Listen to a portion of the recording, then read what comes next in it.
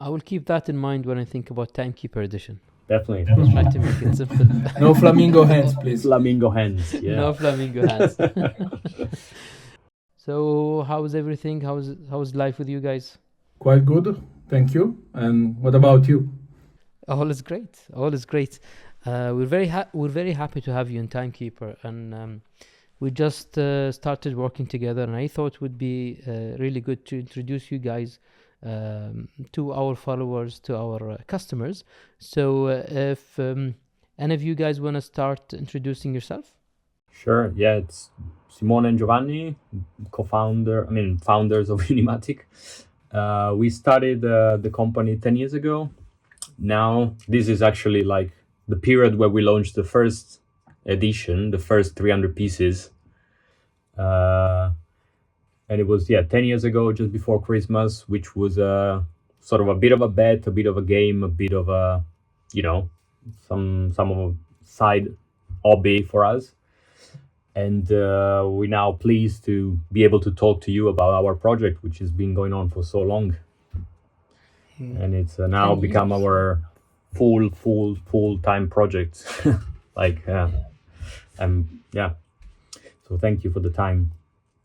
No worries. How did the idea come to you, Giovanni? Like, you just decided I want a watch brand?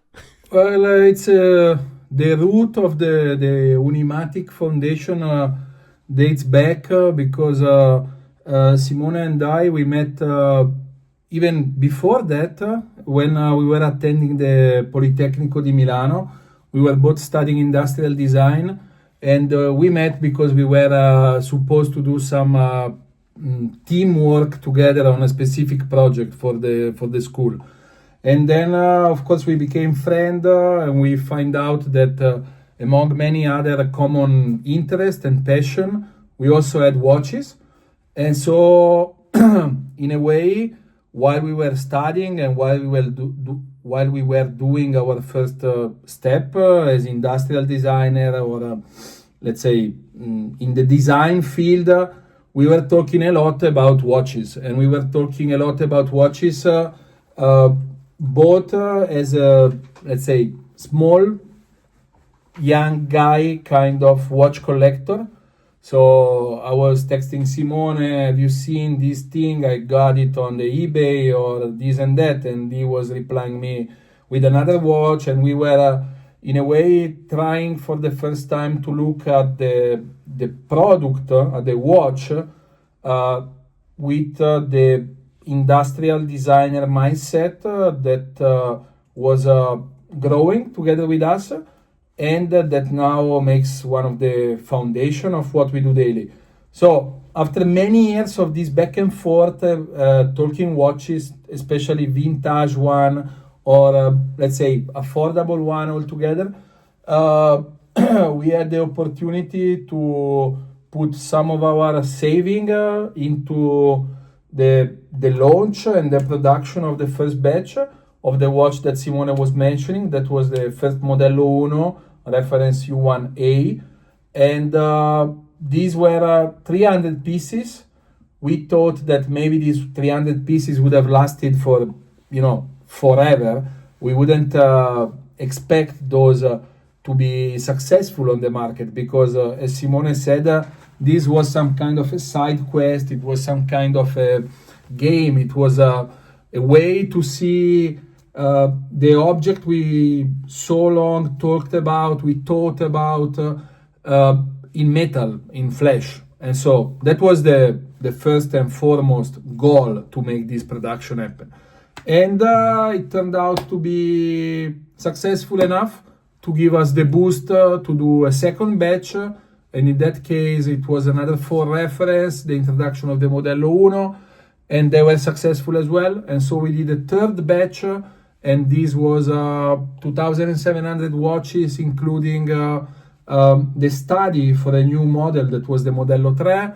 And then, the story went on, and at some point, as Simone said, this translated from some side job or side hobby to a proper work, and now we are kind of busy with all everything that we need to do to keep the machine going and hopefully to grow the company. And it's a nice opportunity, and we are very thankful to be able to speak to you, Ali, and to your customer and to Kuwait altogether about this exciting story.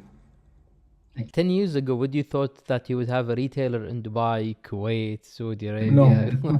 Did you No. even cross your mind that you would have a brand that is global now?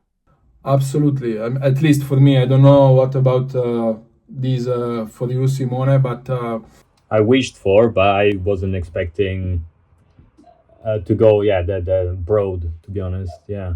Do you remember some of the watches that inspired you to start it? Because you mentioned some eBay, some vintage watches. Because your watch is very modern, so it's like a very modern, as you said, industrial design. Do you remember any of these very early on watches that you were interested in?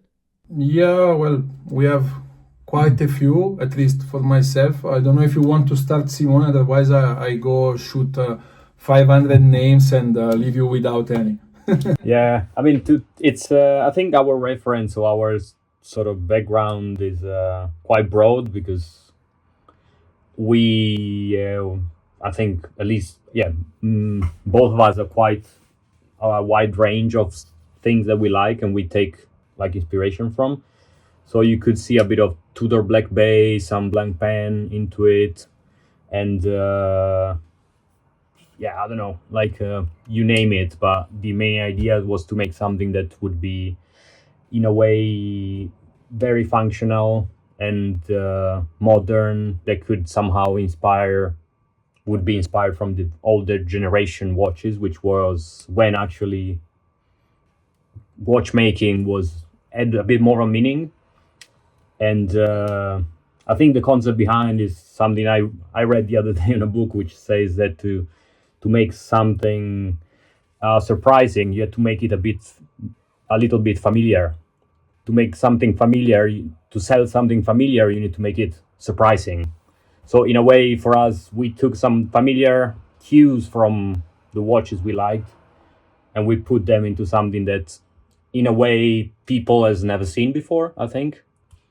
And that's probably what I would boil down to, what I think people likes in our watches, because everybody buys it because it reminds him of something, or maybe is something that is never seen in the way we present it. But at the end of the day, it's a blend of things that we like, which could even not be from the field of watchmaking. It could be architecture, it could be anything really. And but from the watch side, I would say Tudor blank pen, then Giovanni, some bubble bag in the Modello 2, the Rolex bubble bag. Yeah, well, personally, I can give you this as an example because back in the day I used to have a little bit of a collection of watches before starting Unimatic. And now, after 10 years, I can tell you what still it's with me in the collection. It's in a safe. I don't wear it. I want just to wear our own, of course. But for me, most likely the most important brand, and this then spreads on a lot of different reference. As inspiration, it was Seiko, and I still have a lot of Seiko. And then for some reason, I also like a lot of vintage Breitling, and I still do have some Breitling, but from the past.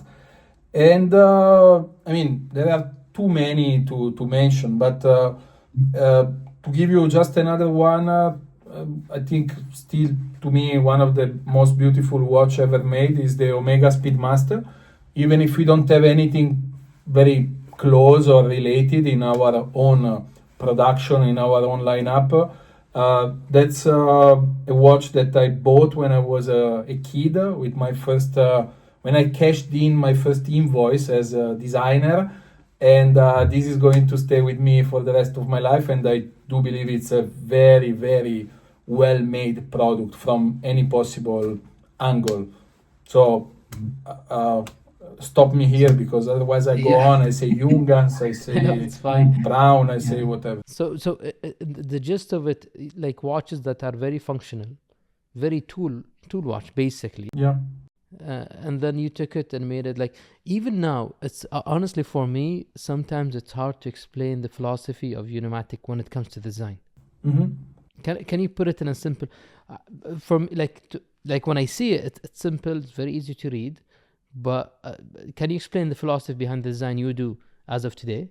Well, I think Simone anticipated this topic in a way, because in the end of the day, I think it's not very smart to come up with something that is 100% unseen in the watchmaking realm, meaning that we are talking and we are designing and producing some category of product that has been very much refinished through time. And so there are a number of constraints that comes from readability, from the ergonomics of it, from the sizing of it, from a number of constraints that we wanted to have and we still do respect. So like the water resistance, some degree of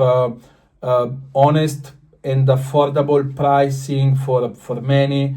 So if you put all of these together, there are a number of solutions that have been already explored since 100 and more years ago, also in very, very brilliant way. So to me, it's very hard and also maybe a little bit dumb to, try to reinvent the bicycle and try to reinvent the diver. So we try to fetch what it was archetypical in this specific diving watch sector or field watch sector or all-rounder kind of watch, and then to put everything together in a blender, taking out what was not necessary, or maybe what was for us, of course, detrimental to the overall look and feel and the product, and put it in a package that was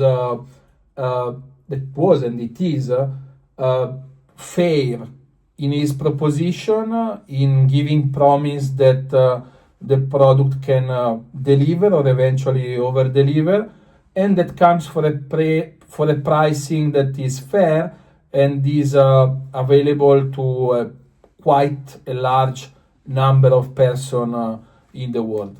So I think that in a way the form of our products really follow the function and really follow the constraint that the watch is intended to satisfy, borrowing and making use of the state of art of what have been before, because as I told you in the beginning, I think that unless you want to go into some kind of decorativism or start putting ribbon on things, other than that, you want a diving solution, you have a lot of good example, and it's hard to disruptively change what has been layering since 100 years to do just something that is original for the sake of being original.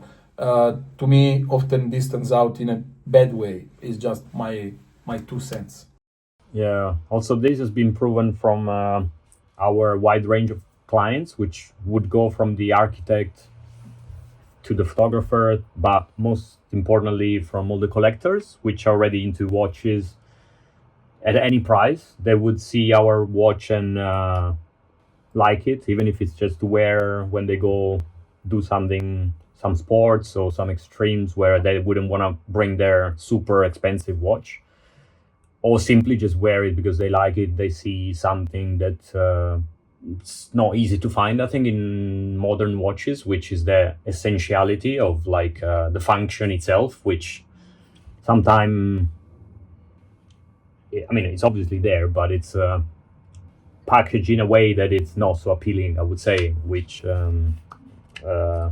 So they overdo the design or the idea that overcomes the idea of having a functional watch. That's what you mean, right? Yeah, exactly. Where beauty takes over, or like aesthetics takes over, other than the functions, and yeah. And during these 10 years, what was the most fun part of establishing a brand? Was the design, the process, Difficult? the most fun? And then you can Fun. tell me the difficult. It's not the fun. Yeah. It sounds very difficult, I guess. Yeah.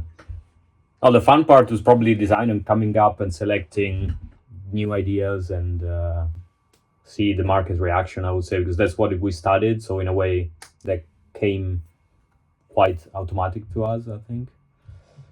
Then the difficult part is all the rest. But yeah, designing is cool. Yeah, that's all we can. Yeah, I do agree. I think the company, it was and still is very much product driven. We are product people, and in a way also the people that is here working with us got this imprinting in a way.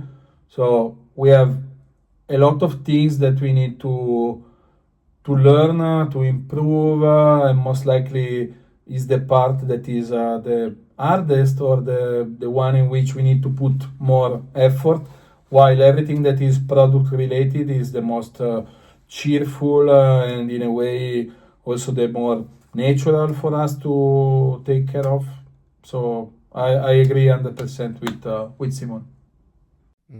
So for a design, or like, for example, the latest one you did, the latest edition with a beautiful pink and greenish, I don't know which colors you call these.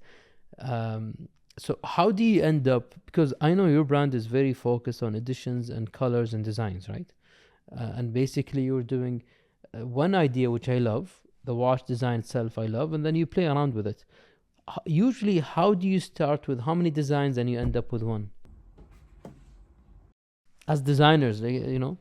Well, if we're talking collaboration, it's a slightly different process, I would say. Even though, like, I'm basically based in London, so Giovanni deals with all the production and the team in Milan, where most of the people is. I'm the only one in London. So where it's our own collection, I would say we are totally aligned. So there's in a way, no even need to much sort of confrontation, unless maybe it's something like a new model where there would be a bit more of details to be discussed. But I'm totally aligned with Giovanni's design. I hope it's the same with me. So in a way, we trust each other, and I don't need to even sort of go back and forth with any of the designs. Whilst if it's a collaboration, it's a bit more complex, because obviously, depending on the partner, they want to add something. It's always like a game where they want to add more and we want to add or take more out because we think it's not needed. So that depends. Yeah, who's strong? I mean, who's how much patience we have, kind of thing. And like it could be that we get it at the first time, let's say, and or it could be a few back and forths, and yeah, depend on the idea as well. It's different. I think every collaboration, it's a bit of a different story, I would say. Because some clients would also have design sense, so they would know that, I don't know, if they want to do hands that are shaped as a flamingo, and you tell them you can't do that because it's too heavy, the torque force doesn't work. Some people get it, some other might not. So you need to, I don't know, go back and forth and explain them a bit further, or it's a bit of a game in a way, but it's fun because also you learn as well, because some people might bring cool things to the table, so it's a nice way to reinvent ourselves as well. I think it's a nice tool. I will keep that in mind when I think about Timekeeper edition. Definitely. Try to make it simple. No flamingo hands, please. Flamingo hands, yeah. No flamingo hands. Perfect. So what do we... what do we expect next from the brand, Giovanni? What? Well, this links in a way with the previous question, meaning that Simone gave you a nice description of how the process is. I can add and try to answer also this one by saying that if we look at the quantity of ideas and projects and drafts and experiments and specific part development we have in the pipeline, we do have plenty, because even if now, of course, we are busier and busier in taking care of this or that aspect I was mentioning before, still to the core, I think that our little company remains some form of a design studio, and the design studio needs, with the help of the people that work with us, with the help of ourselves, of course, to keep doing things and keep exploring this or that road. And it's also, in a way, harder to do so using the grammar and the design principle that we set up for Unimatic, meaning that you have to use that vocabulary, that grammar, that verbs, that rules to compose, new phrases or maybe a new chapter or a new book altogether. So I think that the future for Unimatic is to keep doing what it's doing, and hopefully as the company grows up a little bit, we can have and gain back more time, and so to be able to develop more things in a quicker way than we are doing now, without, of course, losing focus on all of the important operations that are the ones in which we are a little bit less natural than on the design part. And the good news is that we have plenty of drawers with plenty of ideas. So it's all about picking the right one and trying to execute those at best. Sounds good. Actually, also, I want to end up with something interesting. Our, I think, second customer in Kuwait was actually Italian. So we announced he's based here in Kuwait. He came to the shop and so my last question, how big or what is the biggest area that is your brand popular in? So Italy, I guess, is the biggest so far, or where is the US? The US is the biggest by far. Italy, on the contrary, it's I would say around 7% of the overall year. So we are a company that exports 93% of what we do, and most of our watches end up going to the United States of America, and hopefully I hope next year Kuwait is the first market. But it's really hard to compete with the US, but we'll try. Yeah. But we have a lot of international customer. And I can tell you this, retail situation that we have in Milano, in which we do have a little but nice flagship store. And we do a lot of tax-free. So inside this 7% that I was telling you about, we do have a nice proportion of people from abroad that come and want to maybe bring back home a little souvenir of Milano. And so the actual number of Italian people with a Unimatic on his wrist is most likely even lower than that. But we do have the good Italian, they have a Unimatic, at least in Milan. Then I don't know about cities that are far away, we don't care. Well, thank you very much. Honestly, it's my pleasure. I really wanted to start this partnership and for us in our market to get to meet you guys. Hopefully we'll host you here in Kuwait, or we visit in Milano. Inshallah, with great pleasure, anytime.